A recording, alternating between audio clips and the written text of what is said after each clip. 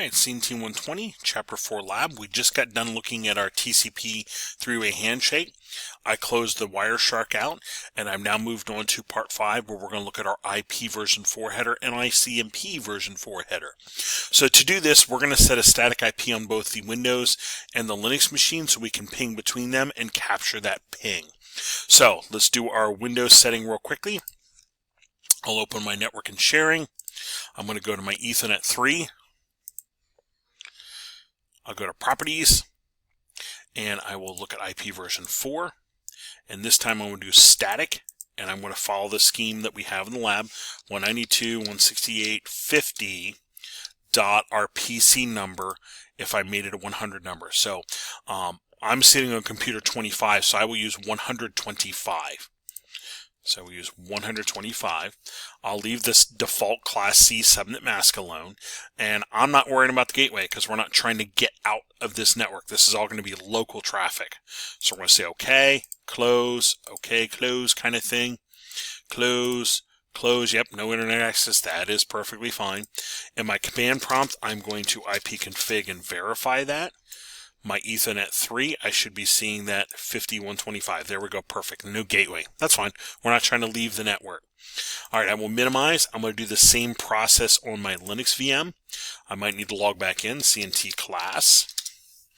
So here, let me go down here to my network settings. We're going to click on network settings. I'm going to shut the NIC off. I will then use the gear to change my static to a static IP. Instead of automatic, we'll do manual. 192.168.50.225. I'm going to make this a 200 number. That way it does not conflict with my Windows PC. So Windows was 125 for me. This Linux machine will be 225. Subnet mask, we're going to fill in the default class C, and again, we're not going to worry about the gateway. I think Linux will let us do that, so we'll say apply. We'll turn the NIC back on. We're going to look for that to show up here. Whoop whoop. Okay. I'm then going to verify that at my command prompt, ifconfig, and I'm going to look for my 5225. There it is. Yes. So now both are set. And I'm going to do a super quick test ping, 192.168.50.125 for my Windows, my Windows machine, and I have a successful ping there. Good. Now, on my Windows side, I'm going to Wireshark that ping. So over here on Windows, let me slide my Linux machine over. There we go. On my Windows machine, I'm going to launch Wireshark. I'm going to make sure I select Ethernet 3. I'm going to start a capture. And then for my Linux machine, I'm going to reissue that ping, 192.168.50.125 to my Windows machine. And I'm going to let that go, 6-8 times here. And then I'll do a Control C and I will stop that ping. I'm just going to minimize my Linux machine. I'm going to come over here. I'm going to stop my Wireshark. So now that we have a couple pings that we've captured, let's look at the ICMP traffic. Remember, ping is part of ICMP, Internet Control Message Protocol. So we are going to look at a couple of these ping requests. We'll look for a ping request, and we'll eventually look for a ping reply. So I'm going to look for a ping request, and this was coming from the Linux 5225 to my Windows 5125. So I'll highlight this request down here in the middle window. This my window here. Look at the contents. Let's look at the source IP, destination IP, and then we'll look at the IPv4 header. So here's the coming from VMware, coming to my Dell, my Ethernet. If I look at the Ethernet header, here IPv4, let's open this up. We see it is version 4. Here is the identification field. If this does get any kind of fragmentation, that'll identify that these all belong together. There's your TTL field. It says the protocol inside is ICMP. And then here's the source address 5225, destination 5125. So there's my IPv4 header. A handful of headers compared to, the Ethernet header. If you look at the difference there, just a couple header fields, Ethernet, IP, quite a few more.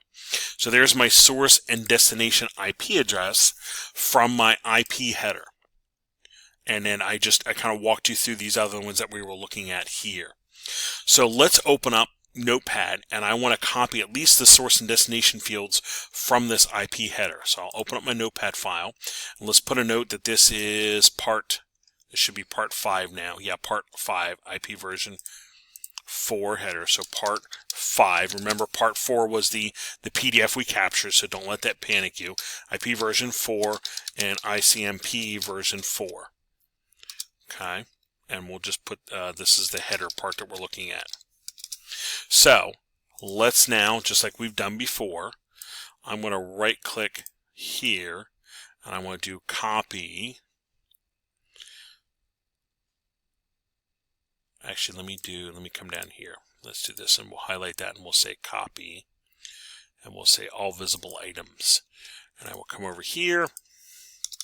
I will paste that in. It gives me quite a few extra fields.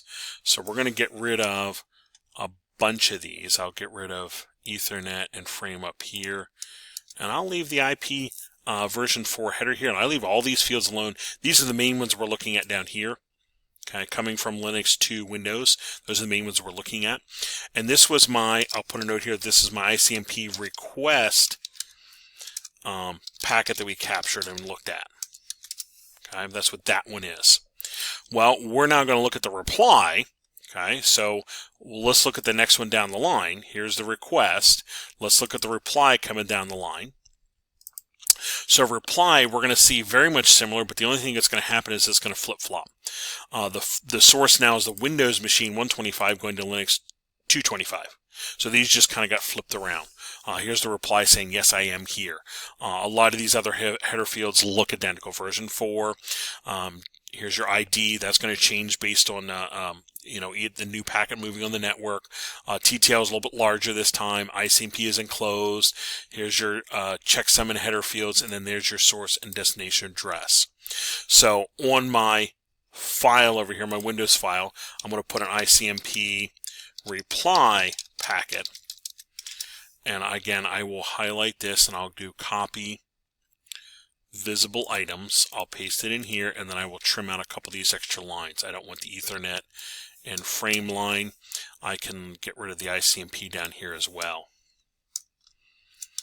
And I can just leave those there, and I'll see this is a request going from Linux to Windows, and then down here this is the reply going from Windows back to Linux. I can see that by looking at those source and destination IP addresses. So there is my IP version 4. Now, what we're going to do here is once we have that saved, we need to put our IP addressing back to dynamic. I'm going to close the Wireshark because I don't need that. I'm going to close that out. And on my Windows side, let's put the IP address back to dynamic. So I'll go back in here to network and sharing, Ethernet 3. We're going to do properties. We're going to do IP4 properties, and we're going to do obtain IP address automatically, obtain DNS automatically. It'll go out and request an IP, and it should fill that in for us and give us our internet connection back. Yay. Now on my Linux machine, I'm going to do that same process over here in network settings.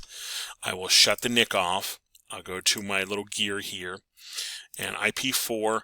I'm just going to delete these lines just to make sure they're cleared, and then I'll go automatic, apply, and then I will turn the NIC back on, and that should fill in with that 10 address, and I should now have connection again on the network out here.